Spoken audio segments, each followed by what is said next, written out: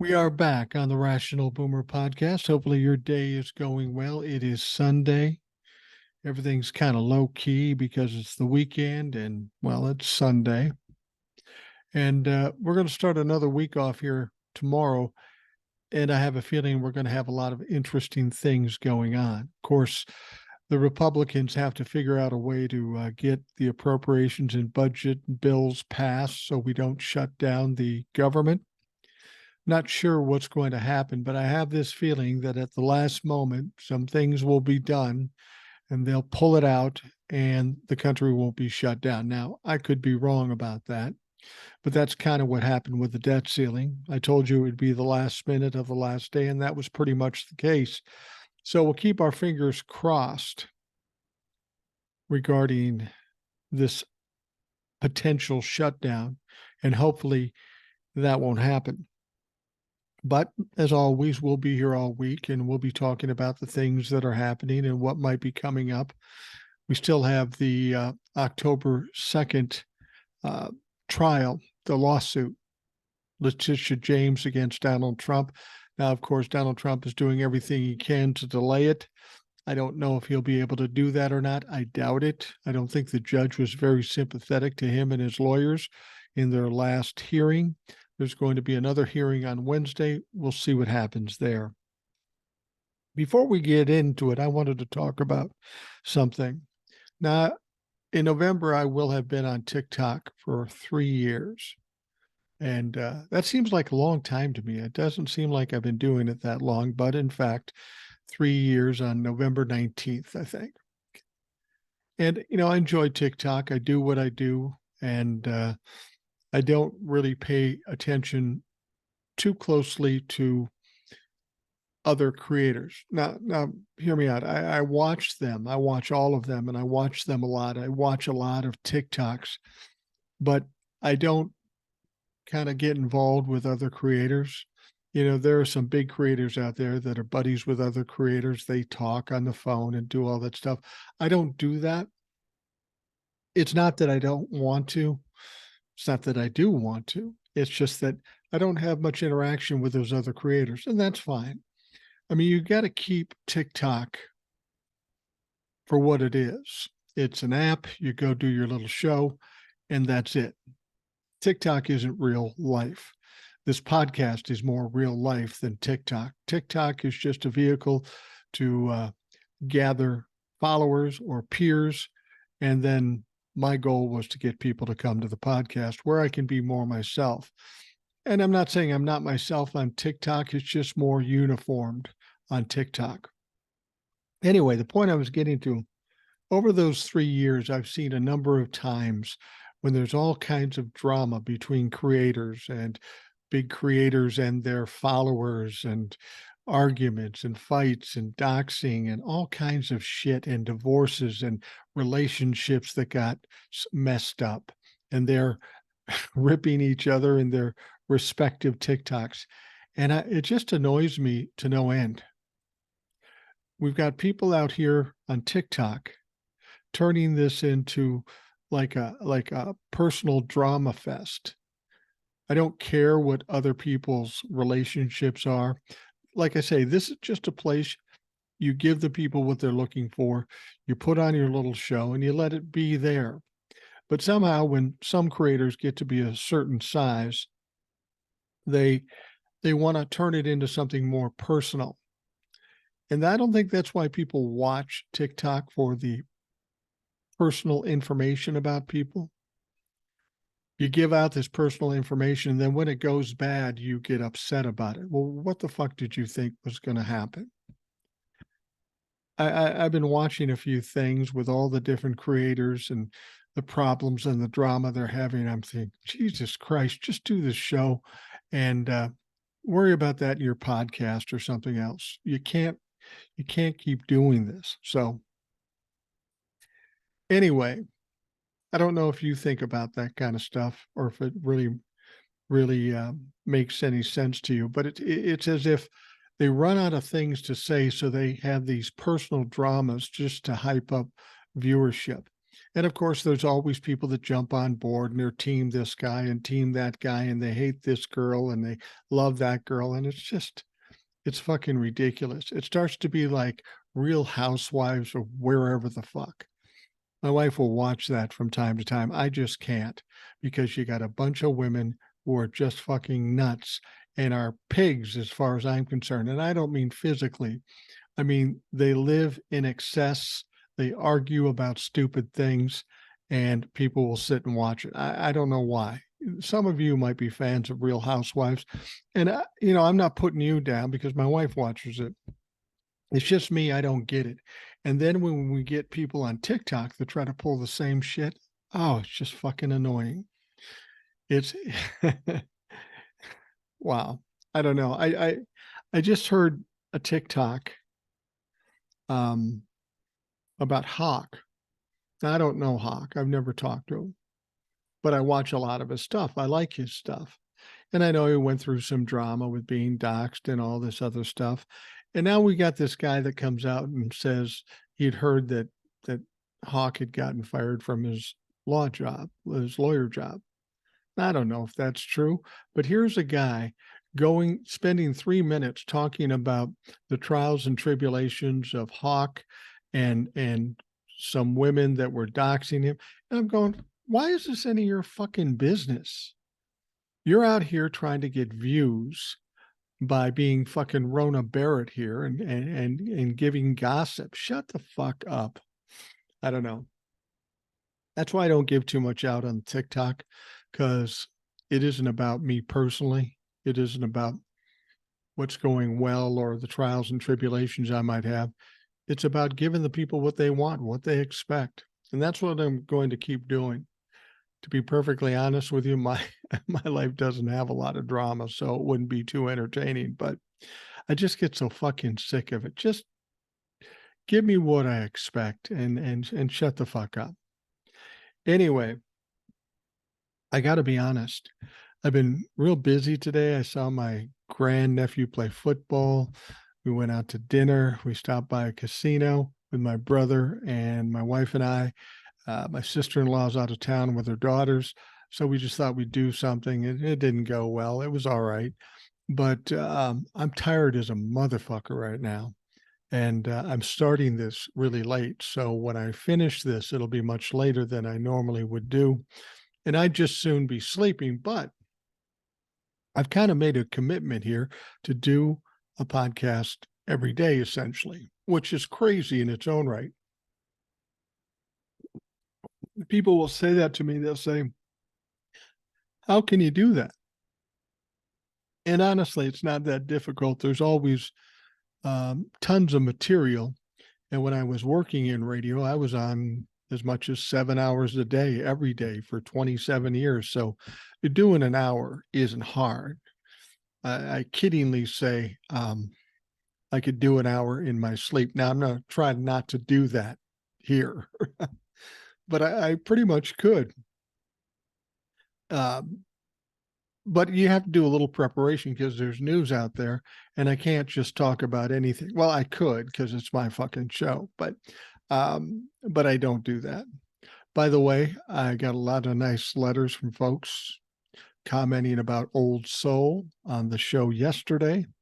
She always does a great job, and she's always welcome, as all of you are, to come on the show whenever you want. Just send me an email, say, I want to be on. We'll work it out, and you'll be on. But Old Soul, she is truly an old soul because she's, 42 years old. She has a daughter that's 24 years old, which seems amazing to me. But she's got some great insights, and frankly, she makes me look a lot better than I really am. So she's welcome anytime. But all the listeners that are on, Fred, Jace, all of them, Lisa, whoever, they're all great guests and great conversationalists. And I know there's more of you out there that could do it too. You just haven't made the effort.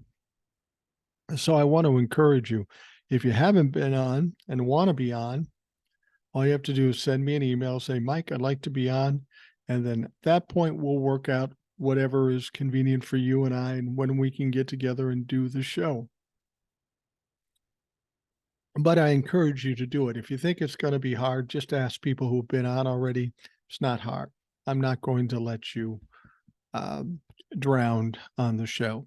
And the best thing I can tell people is we're not live on the air like I used to do. This is all recorded. So if it goes to shit, I just don't run it.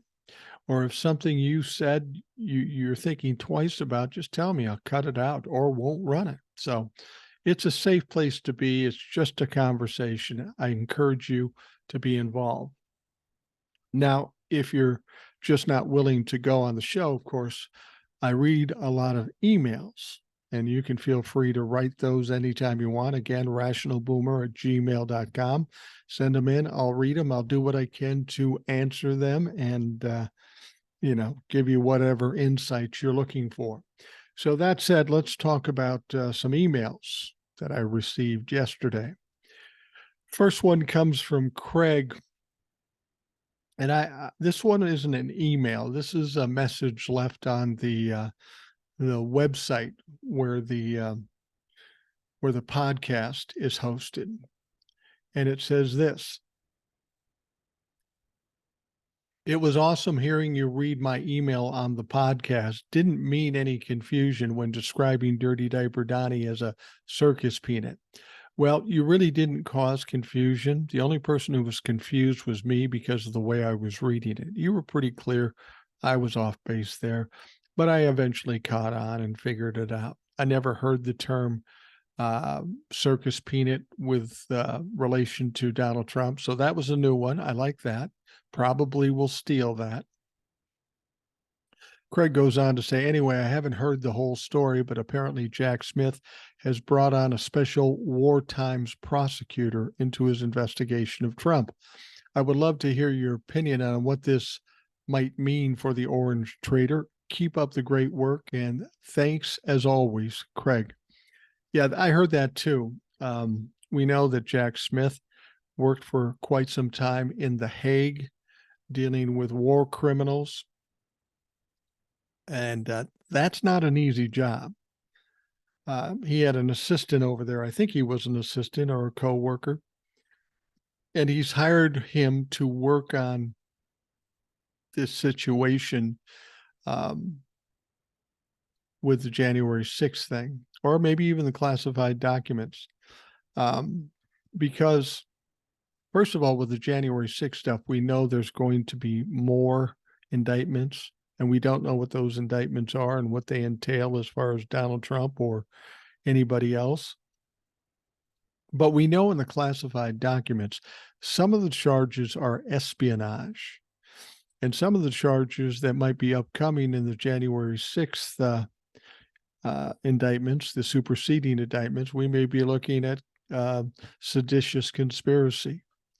And that would make sense to bring somebody else in from The Hague to look at those types of things. Those are far more egregious than obstruction of justice or grifting money or whatever. These are not war crimes per se, but they're close. I mean, we're talking about somebody who instigated an insurrection.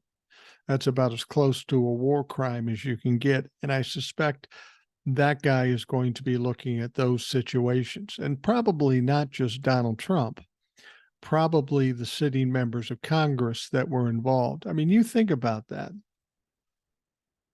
When members of our own government try to overthrow our government, that's some pretty serious shit.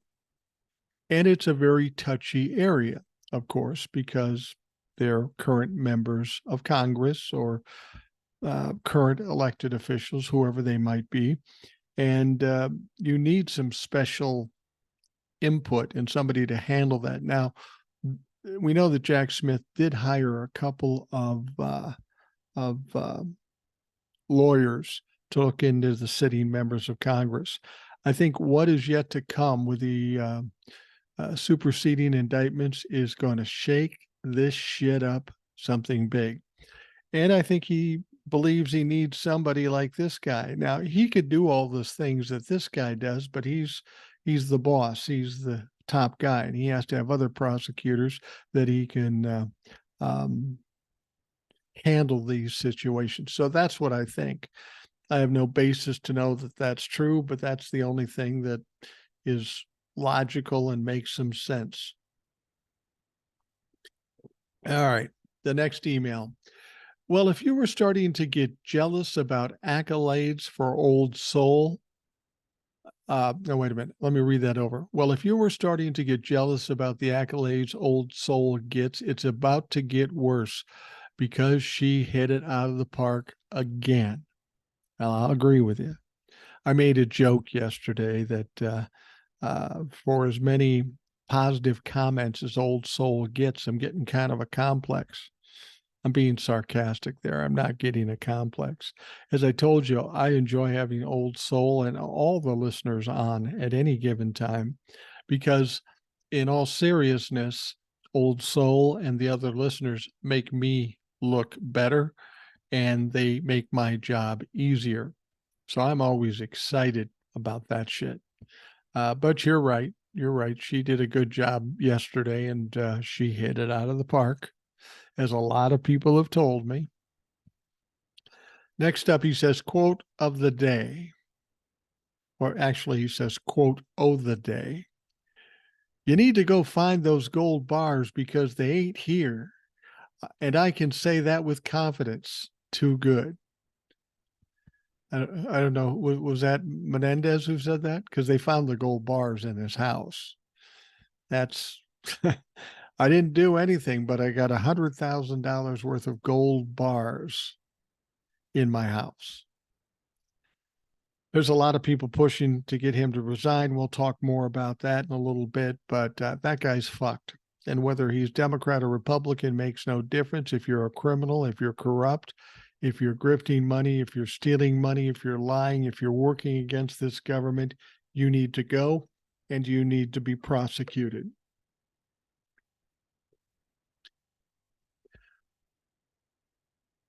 Now, I believe this is Garage Door Jeff. And he says, on an unrelated note, you mentioned the USFL. I just got done with a fun book on the topic, and Trump absolutely sunk what was a pretty good thing that had a chance. And he did it in the same dishonest, self-serving piece of shit way that he does everything. Pete Rozelle, then NFL commissioner, met with him one time and was so appalled by his character that he vowed never to let him anywhere near the NFL. Yeah, that's what I've heard too. He finishes things up saying Old Soul's observation re Trump's loneliness were striking and showed her compassion. Even dogs don't like this guy. They can probably smell the rot in him or at least the load in his pants. What a pig. Best Garage Door Jeff. Thank you, Garage Door Jeff. I appreciate it. And you're absolutely right. Donald Trump is a disgusting human being, inside and out. He's a child. He's criminal. He's corrupt. He's bad for this country. And the sooner we can get him out of the equation, the better. All right. Next one says, Mike, I pay little attention to polling results, mainly because I know how I approach polls in general as a participant. You'd think that as a liberal, I'd be happy to declare myself as such in the myriad of polls and surveys that reach me. You get polls? I've never been talked to about a poll. Anyway, she says, but I declined to participate. Why? Because with all the retribution being promised by the right, it's not necessarily safe for people to be on the blue list. I live in a red state, and I keep seeing in my mind's eye people wearing stars and being rounded up and put on trains. That might be a little over the top, but I understand what you're saying. I have the same situation with Ed. At first, Ed didn't want to be on the video part of the podcast because he lives in Tennessee, a small town in Tennessee, and there's a lot of red folks there. But I explained to him, I said, the podcast is a much different thing. The audience with the podcast is pretty much on board with what we're talking about here. I don't have too many naysayers. Now and again, I'll have them on YouTube, but generally speaking, most people are pretty positive. I convinced him. He shows up on the podcast, both audio and video. So I'm always grateful for that. But I understand what you're saying. Now, the email goes on to say, yes, that sounds much like I'm developing my own conspiracy theories, but this stuff is in our DNA as a nation. From the way we have treated Native Americans and enslaved people and Asians held in internment camps, and Joe McCarthy's communists, to banning Muslims, to threatening to simply shoot people at the border, to denying medical care to pregnant women and transgendered youth. Our violent mistreatment of the other has not been cleansed from our culture. And if the GOP continues to hold power and influence, the rest of us could find ourselves with targets on our back. Well, if you put it like that, yeah, we've got a lot of shit like that going on. I think the important thing to remember, though, is that the Republicans aren't going to be in power again for a while. There's no way Donald Trump or any other Republican will be president. I really honestly believe that the Democrats will take over the House and the Senate. And once they do that over the next 4 years, if they do enough good work, the Republicans won't have a fucking prayer. I mean, that's the important thing. It's not just that Democrats have to win in 2024. They got to do a lot of shit, an unprecedented amount of shit. So nobody can say, God, I don't want those idiots back. If they do a lot of stuff and a lot of good and people benefit, they're going to do well in future elections. That coupled with a lot of younger people voting. So the Democrats need to win in 2024, but they also need to finish the job once they get the power. And that's one question I have in my mind. Politicians, when things are easy and they don't have to keep fighting because they have power, they tend to rest on their laurels. The Democrats cannot afford to do that. If we're going to win in 2024, if they get control of the House and the Senate, we got to make sure we finish the job. Have a bit of killer instinct, if you will. Put them down for good. Win in 2024 and show everybody why you don't vote Republican ever again. If they aren't done after 2024, after a blue wave, then we need to finish the job, because that shit and those people will come back to haunt us. Last part, she says, anyway, it would not surprise me if many other liberals decline poll participation for similar reasons. These decisions make results far less accurate. Denise. Yeah, you're right. And, the thing is, polls are really subjective. The polls are, there's a lot of limitations there. It's not like they call 50,000 people and take a real poll. They'll call 1,200 people, and then they'll base it on that. Trouble is who are they calling? Now, Ed has made the point that they really can only call people with landlines, and those people happen to be older people who live in rural settings.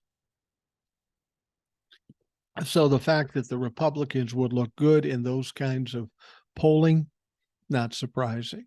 Secondly, who's funding the polling?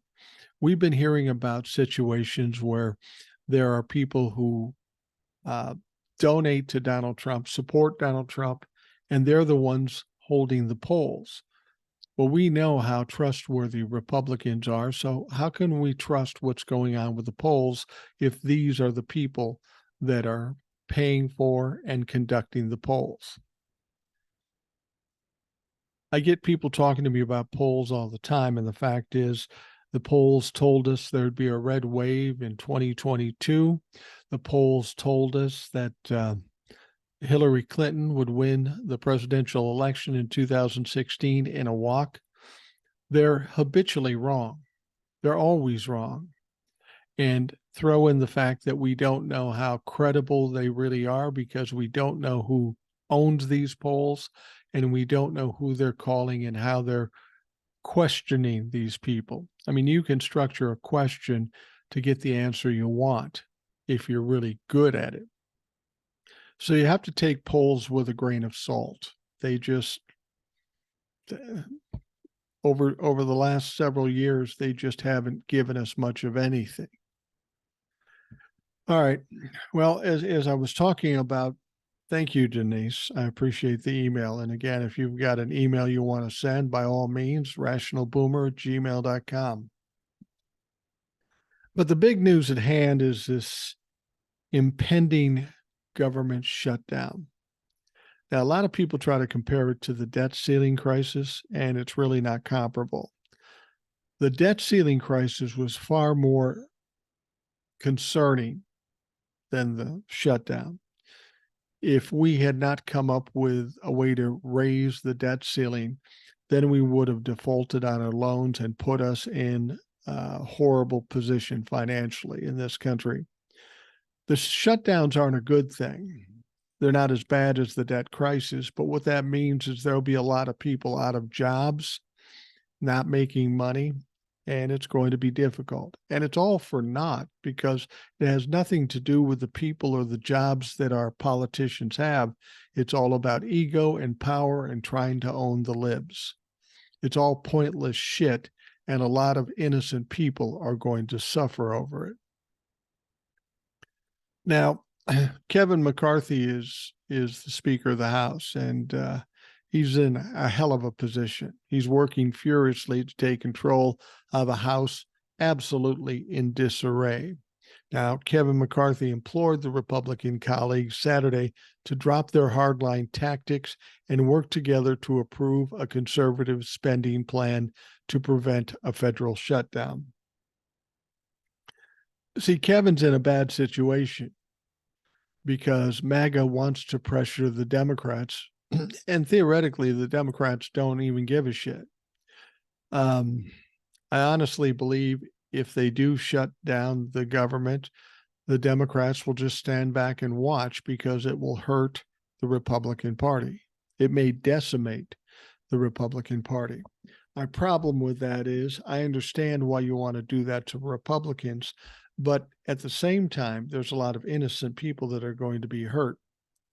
I would hope the Democrats aren't playing political games, but at the same point, based on the types of things the Republicans want, you may remember one time when Joe Biden was speaking to Congress, he basically tricked them into saying they weren't going to cut Social Security and Medicare and the like. And they said, oh, no, we wouldn't do that. That's crazy. We wouldn't do that. Well, if you look at the budgets and the appropriations that they're putting forth that they want to pass through the House, they're talking about cutting Medicare, Social Security, and Medicaid. I don't know what I've got to tell you. Republicans lie. They lie all the time, and they aren't working for your best interest. You and I, Democrats, we know this, but there's a lot of people on the other side of the aisle, Republicans, just don't fucking get it. And we have to somehow educate these dumb motherfuckers so they know that they're hurting themselves more than anything. Now, in public overtures and private calls, Republican lieutenants of Kevin McCarthy pleaded with a handful of right flank holdouts to resist further disruptions that have ground the House to a halt and back McCarthy's latest plan to keep government open. We still don't know what that plan is, and we still don't know that the Democrats would go along. Now, they might be able to pass it through the House, but if it's draconian like half the shit they're doing, it's not going to pass through the Senate, and it's not going to go, and we will get a shutdown. Now, the deadline is September 30th. Today is December 24th, so we're talking 6 days to get shit done. And they ain't working today, and they ain't working Monday. So we're talking 6 days minus 2, 4 days to get this done. Now, there's no way they get this done in 4 days, so they have to come up with some kind of short-term plan just to give them some extra time, a month or two. But a lot of people on the Republican side aren't willing to do that. So therein lies the problem. Therein lies the difficulty of this whole situation. Now, Republican Representative Garrett Graves of Louisiana said the holdouts are absolutely hallucinating if they think they can wrap up work with the need for a temporary measure that many of them have shunned before time runs out. Well, of course, they've shunned this short-term measure because they want to shut down the government. Now, Graves said an important part of the strategy is going to be ensuring that we do everything we can to avoid a government shutdown. Well, no shit. But in a sign of deep division still ahead, one of the conservative holdouts, Matt Rosendale, Montana, walked past the McCarthy Allies news conference at the Capitol, telling reporters he remained firm in his position. He was asked if he was worried about a potential shutdown. Rosendale said, life is going to go on. They don't care. They want the shutdown because they think it's going to be a positive for them. And they're absolutely wrong. It's not going to be a positive for them.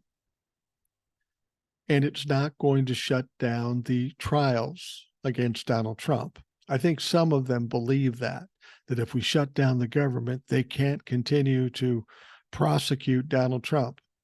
I'm telling you here and now, that's not true. The prosecutions, the trials, the court dates, they'll all continue.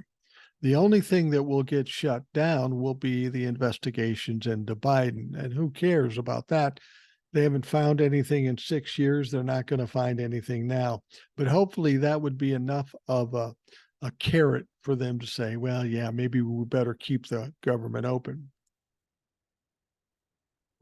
Now, President Biden on Saturday chided the small group of extreme Republicans who were threatening a shutdown in which everyone in America could be forced to pay the price. And he's been kind of needling them a lot. And he says here, if the government shuts down, that means members of the U.S. military are going to have to continue to work and not get paid. He told this to a Congressional Black Caucus Foundation dinner. Now, a government shutdown could impact everything from food safety to cancer research to Head Start programs for children. Funding the government is one of the most basic responsibilities of Congress. It's time for Republicans to start doing the job America elected them to do. I've been saying this all along. The Republicans do everything but what they're supposed to be doing.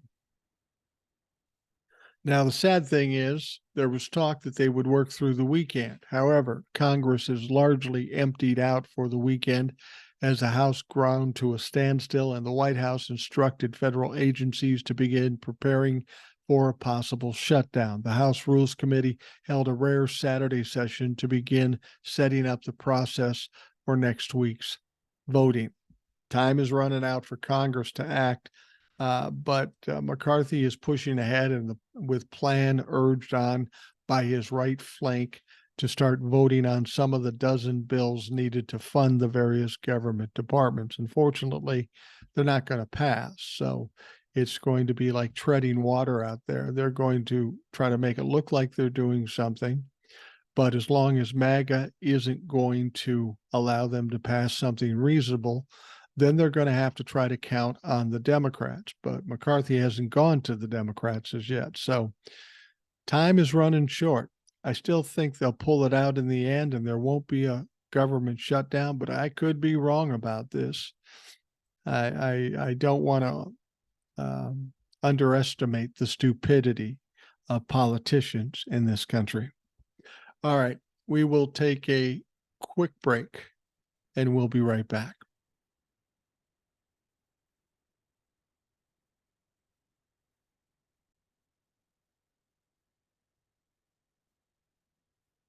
I always tell people when you're dealing with a problem, it's important to be confident. Look at the positive aspects of what you're going to do. As long as you feel confident you have a better chance of completing what you want to complete. But I also suggest that you be pragmatic, use some logic and common sense for it. Well, it probably won't surprise you that Donald Trump is only doing half of that. Apparently, Donald Trump has been quizzing his attorneys about what type of prison he will likely be sent to. Former federal prosecutor Glenn Kirshner stated that this is not only an indication that he knows he's going to be convicted, but also an admission of guilt. And the fact of the matter is, this is what I've been saying all along. He can't help but get convicted. He's got 91 felony charges to date. He's got prosecutors that have 98 to 99% conviction rates. No way he runs the board. He's going to get convicted of a number of things. Maybe not all 91, but he only needs one or two to be done. And at the very least, that's what's going to happen. I think that Donald Trump knows that he's pretty much cooked. Whenever he comes out and talks to the public, though, he will put on a positive attitude, but in his heart of heart, he knows there is no way out here. And it's probably fucking with his head. Now, speaking with MSNBC's host, Jonathan Capehart, Glenn Kirshner was asked about a recent Rolling Stone report about Trump's prison panic. Now, as Rolling Stone reported, Trump asked if he's going to be sent to a Club Fed style prison, a place that's relatively comfortable as far as these things go, or a bad prison. Would he serve out a sentence in a plush home confinement? Would government officials try to strip him of his lifetime Secret Service protections? What would they make him wear if his enemies actually did ever get him in a cell? An unprecedented set of consequences for a former leader of the free world. Now, according to Kirshner, Trump is revealing himself by asking for so many details. Capehart, the host, said, "What does this tell you about Trump's mindset?" Kirshner said, "It tells me he's scared to death. It tells me he has overwhelming consciousness of guilt because he knows what he did wrong and he knows he's about to be held accountable for his crimes.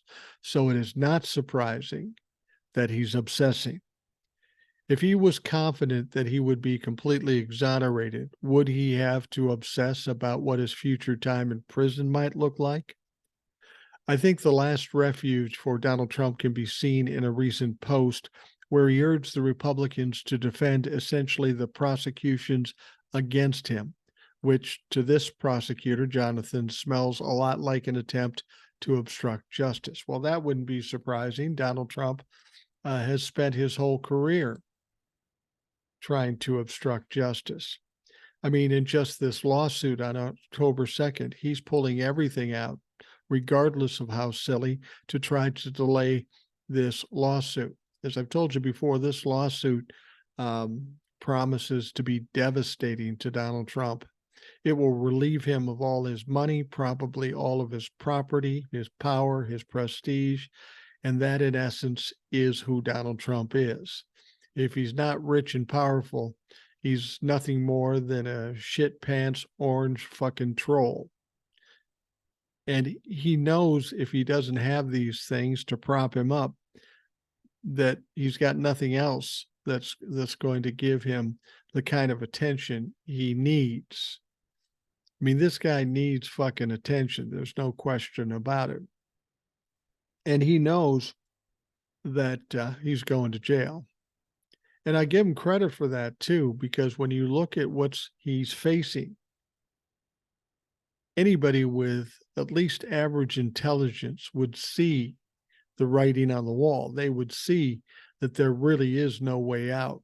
That's why I get frustrated when I get people coming to me and say, "Oh, I think he'll get off." Well, that's fucking ridiculous. If you're a gambler, the odds don't say that. The odds are so far stacked against him that he doesn't have a fucking prayer. He's going to get hit with something, and there's going to be accountability.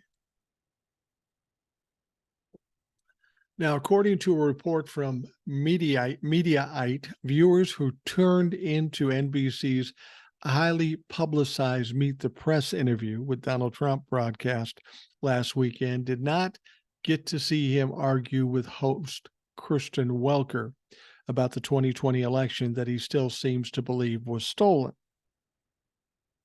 Yeah. So they recorded that interview, and apparently it looks like they did some editing, which is a little problematic. Does that mean that NBC was trying to make Donald Trump look good, or at least not as bad as he really is? Yeah, that's what it would seem to be. As Mediaite's Tommy Christopher is reporting, the interview ran 78 minutes, but the initial exchange between the former president and the newly appointed host was left on the cutting room floor. Oh, big surprise. Part of it might be that they're afraid. We know what happened to Fox News when they were putting out claims that there was election fraud. They got sued to the tune of $1.6 billion and settled for $800 million. So I would suspect the media outlets are a little touchy at this point about even having Donald Trump talk about this shit. But at the same time, I think the people of this country need to see who Donald Trump truly is. Don't do him a favor by cutting out all the warts, because that's what they need to see. People on the right need to get the full information. They haven't gotten that from Fox News at this point, or OAN, or Newsmax, or any of the rest that are right-wing outlets.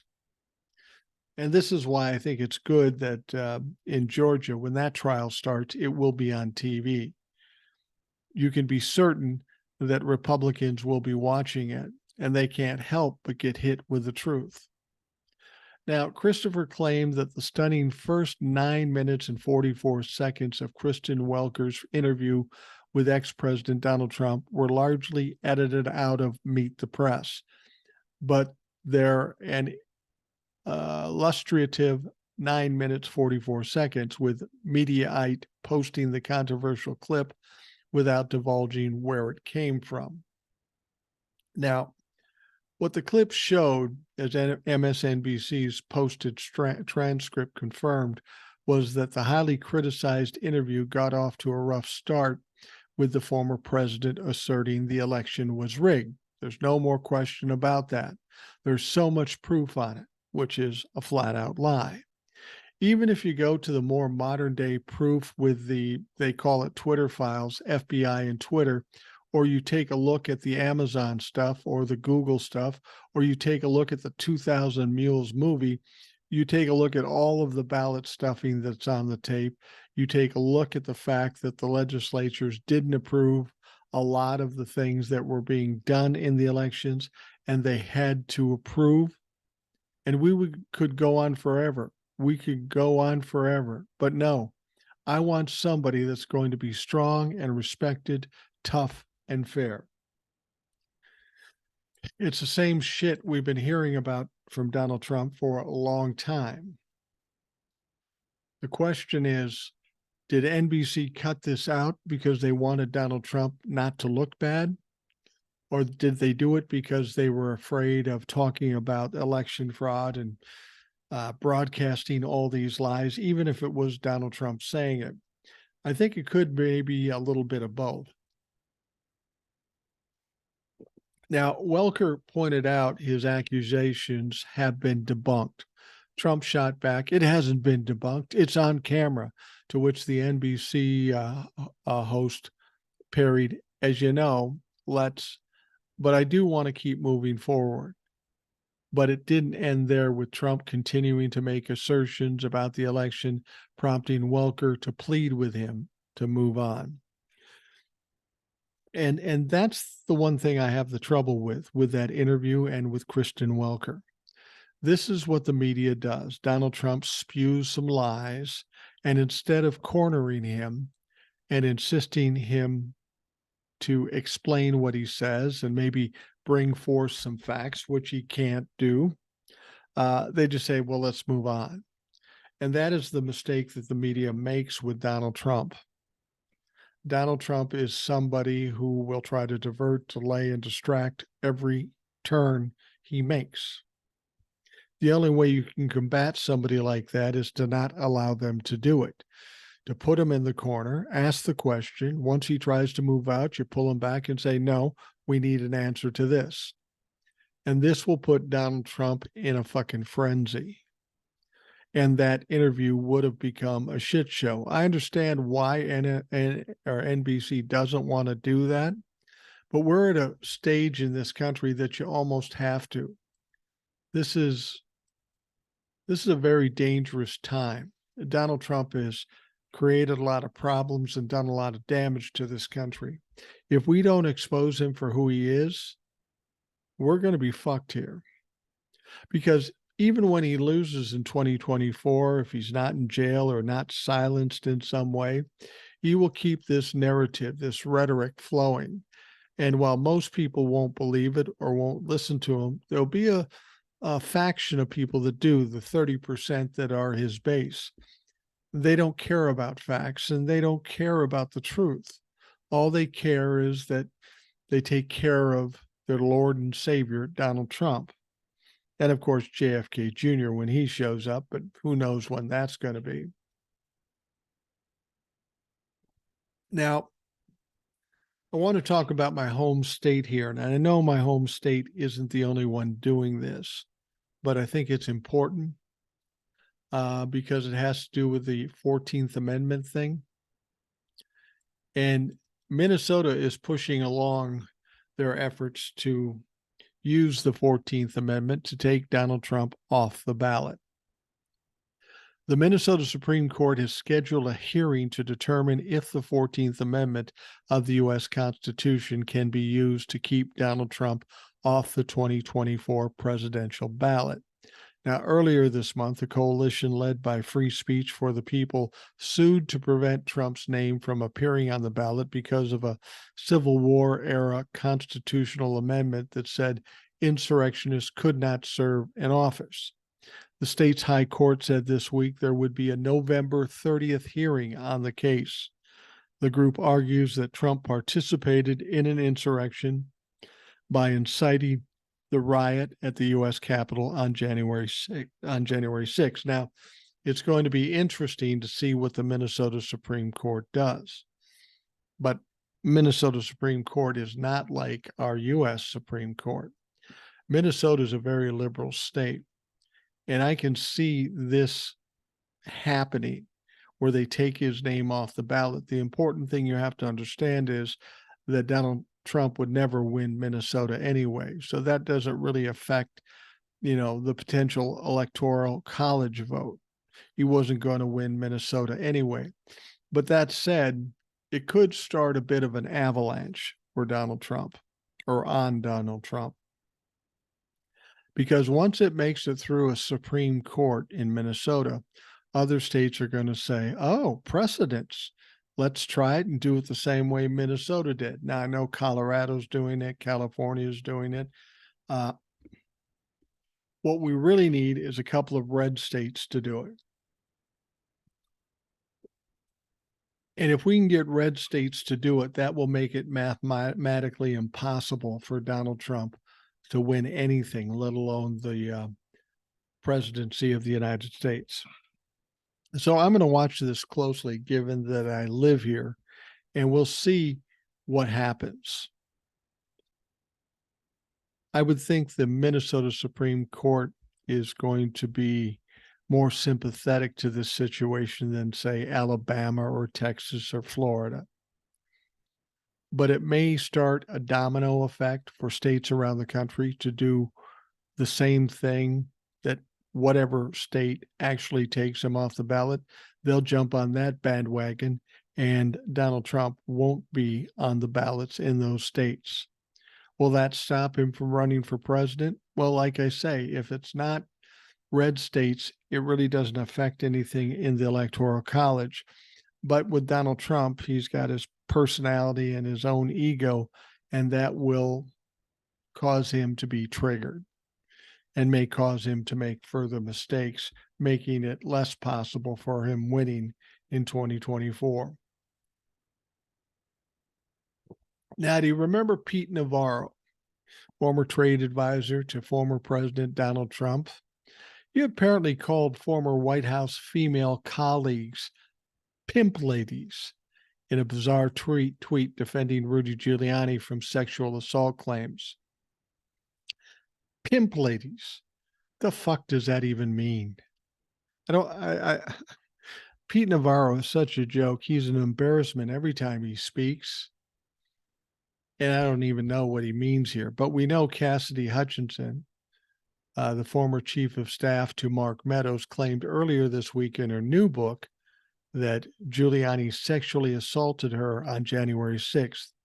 Now, another former Trump White House aide, Alyssa Farah Griffin, backed up Hutchinson's claims, triggering an angry, typo-riddled response from Navarro on Twitter.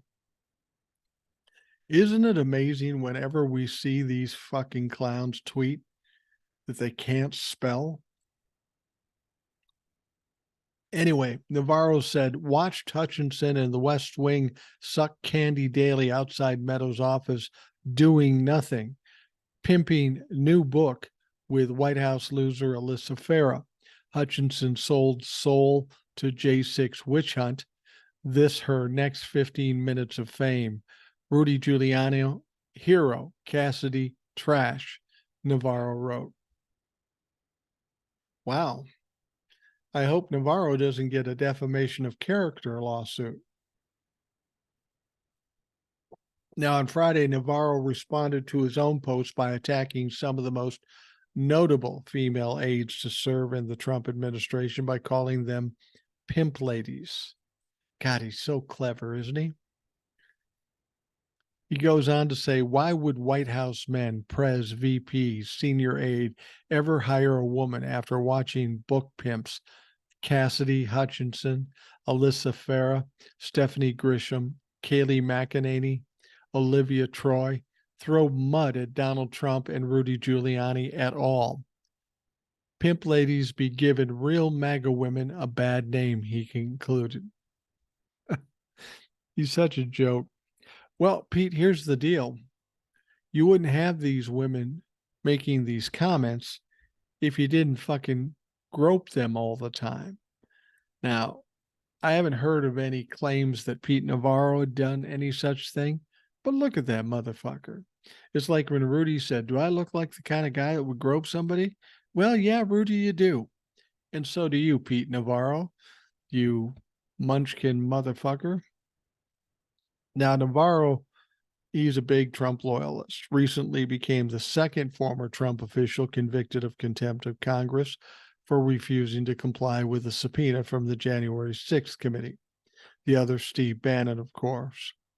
Now, it's unclear why Navarro chose to target McEnany in his rant because the former press secretary turned Fox News pundit has not been vocally anti-Trump since leaving the administration. No, she has not, but she has been supportive of Ron DeSantis, and that's tantamount to treason within the Donald Trump circle. Now, of course, meanwhile, Giuliani faces multiple lawsuits as well as criminal charges stemming from his attempts to overturn the election in Georgia in favor of Trump. It's funny. These people will always complain about the people that are accusing them. And of course, they're all liars. A bunch of women just got together, 26 women got together and accused Donald Trump of sexual assault. The only thing it could be in their minds that all 26 women are lying, or all these women that were in the White House are lying because Donald Trump and Rudy Giuliani and the rest are above reproach. Well, if they were above reproach, they wouldn't have felony charges against them, right? So, nice try. Nice fucking try, Navarro. But you're going to jail, so we can't take what you say as credible in any sense. Now, talking about lack of credibility, there's Roger Stone. Now, Roger Stone lashed out at Matt Gaetz on Friday and warned him to stop kissing Florida Governor and Republican presidential candidate Ron DeSantis's ass. I don't even know why anybody would be on Ron DeSantis' bandwagon anyway. He is dropping like a rock in the polls. He's going to lose. He's not going to be the nominee. He can't even put up a good effort against Donald Trump. And now some of these people in some of these states that are behind him are now surpassing him. So do you think somehow it's going to get better between now and 2024 or through the primary season? It's not. It's going to get worse. And Ron DeSantis is not a factor anymore as far as I'm concerned. Now, on a Twitter post on Friday, Gates rejected Trump advisor Bruce Lavelle's suggestion that DeSantis no longer had a bright future ahead of him after challenging former President Donald Trump for the Republican nomination. Matt Gaetz said, contradicting what I just said, "This is nonsense. DeSantis will return to Florida as a popular, successful governor with 2 years of runway to cement a legacy of accomplishment in America's third largest state." Well, he's got some work to do because he's turned it into a shithole, and none of it looks good for him at this point. Now, while Gates added in another post that DeSantis should drop out of the race and endorse Trump as soon as possible, Stone accused Gates, who helped DeSantis gain Trump's endorsement in 2018, of creating a monster. Matt Gaetz responded, "Wrong. You created this monster who has proven to be a backstabbing weasel and ingrate. He's done, and if you keep kissing his ass, so are you." Now, in July, as the guest host of Newsmax Rob Schmidt Tonight, Gates ridiculed DeSantis for claiming that his debate skills won him the 2018 Florida gubernatorial election and revealed that he had helped DeSantis secure Trump's endorsement, which he argued had really won DeSantis's elections. And that's probably true. As much as Donald Trump keeps saying that and how he's prone to lying on that particular topic, he's probably right. Now, Ron DeSantis trailed fellow Republican Adam Putnam by 20 points or more at the beginning of his initial campaign for Florida governor.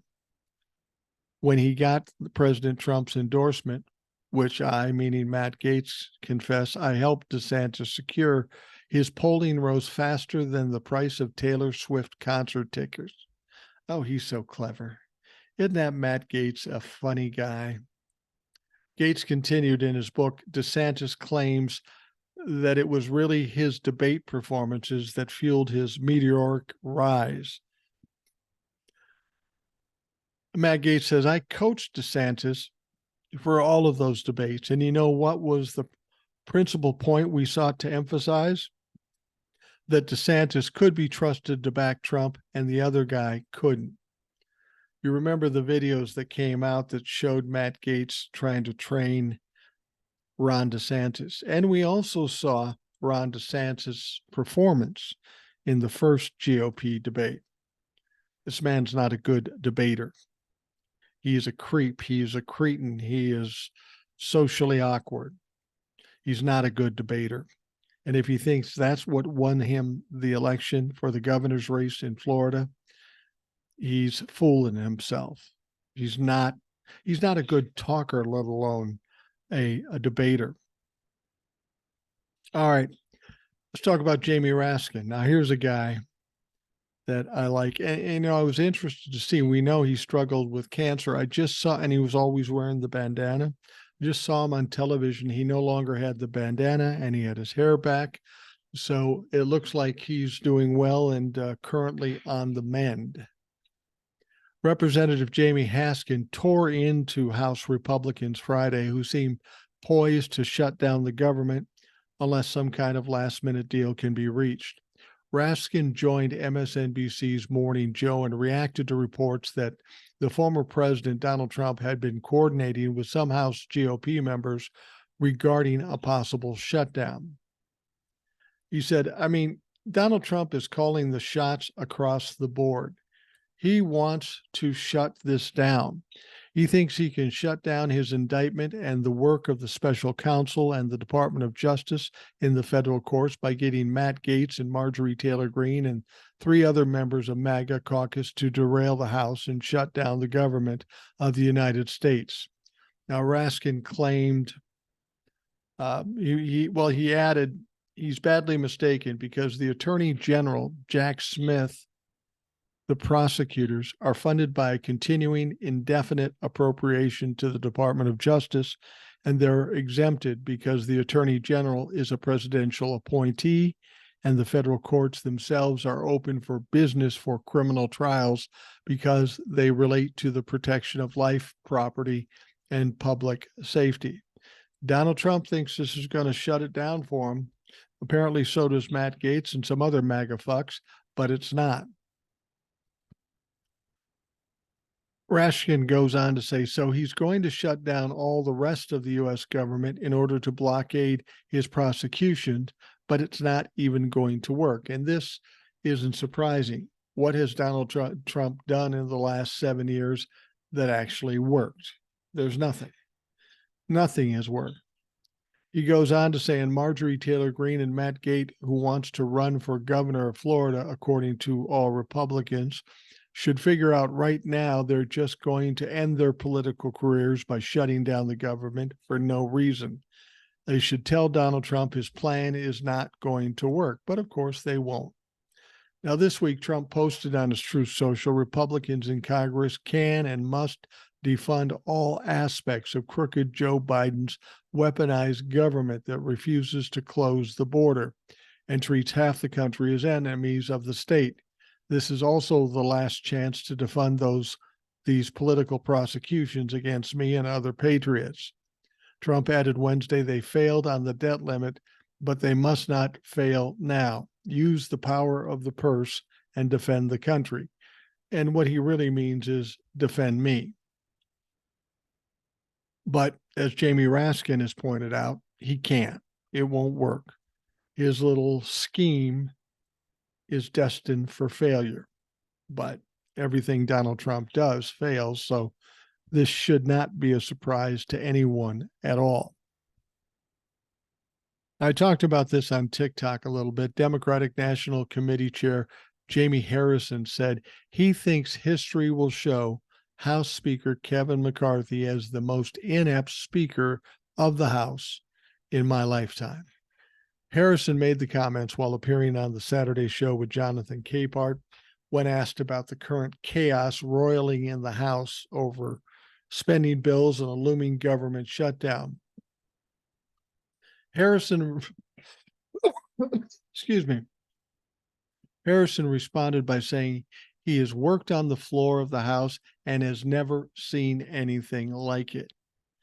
I think he just wants a portrait in the Speaker's gallery, but I don't think there's a Speaker in name only gallery, Harrison said of McCarthy. They're going to give him one, but this guy is pathetic.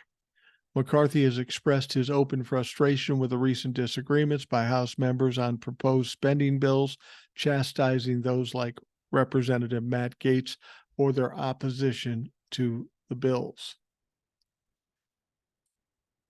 McCarthy said, this is a whole new concept of individuals that just want to burn the whole place down. Keep in mind, he's talking about his own people. That doesn't work, McCarthy said. Look, I know it's an obstacle. I find it as a challenge, and we're going to solve it. Well, it's good that you're positive about it, but I've yet to see any kind of plan or strategy for you to do that.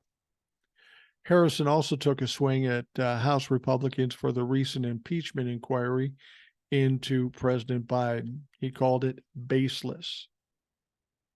As we say in the South, Jonathan, bless their hearts because they just don't have a policy agenda.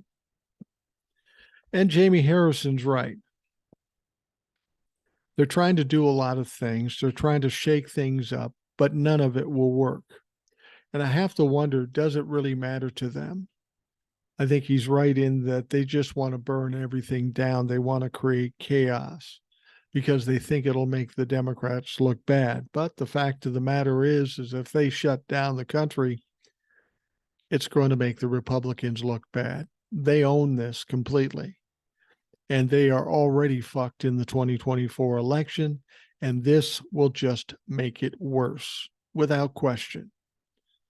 But as I've said before, these people, instead of admitting defeat, they will double down, triple down, quadruple down, and they will go off the cliff to certain self-destruction just so they don't have to admit they're wrong.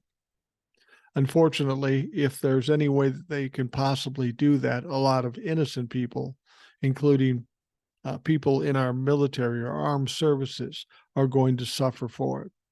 And as Jamie Harrison said, it will be all for nothing at all. And that is the perfect illustration of the Republican Party. All right, we're going to wrap up the Rational Boomer podcast. I want to thank you for taking the time out of your day to listen. I hope you have a great day, and we'll talk to you tomorrow, which is Monday, and we're going to be starting another week, and it's going to be interesting to see what we're hit with then. So have a great day. We'll talk to you tomorrow.